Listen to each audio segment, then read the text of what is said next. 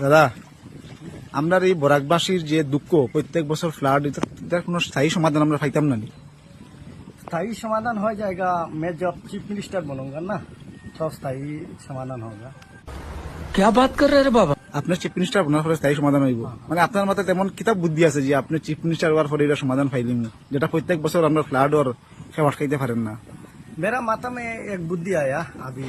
अच्छा, बोराक नदी का जल कहाँ से आ रहा है मैं देखूंगा। बोराक नदी का जल तो बड़ाइल व्यू से आता है ना, तो मैं क्या करेगा एकॉन इधर बड़ाइल व्यू जाऊंगा, 100-150 मिस्त्री लेके लेबर लेके जाऊंगा, इधर वाल देके बाला करी एकदम शक्त करके पानी कैसे आता है मैं देख लूंगा।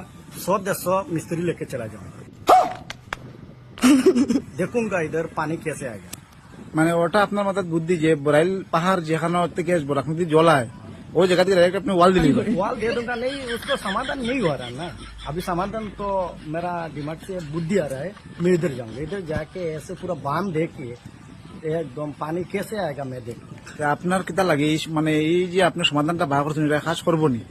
खास तो करेगा, मेरा दिमाग में बुद्धि आया, लेकिन मैं अभी से काम शुरू कर दी। ये देखो बैग लेके अभी जा रहा हूँ, मिस्त्री को जाऊंगा, अच्छा मिस्त्री মানে এখন তো এই মিস্ত্রি খুঁজে পারে গেছেন। वहाँ 150-200 लेबर लेके एकदम अच्छा तरह कैसे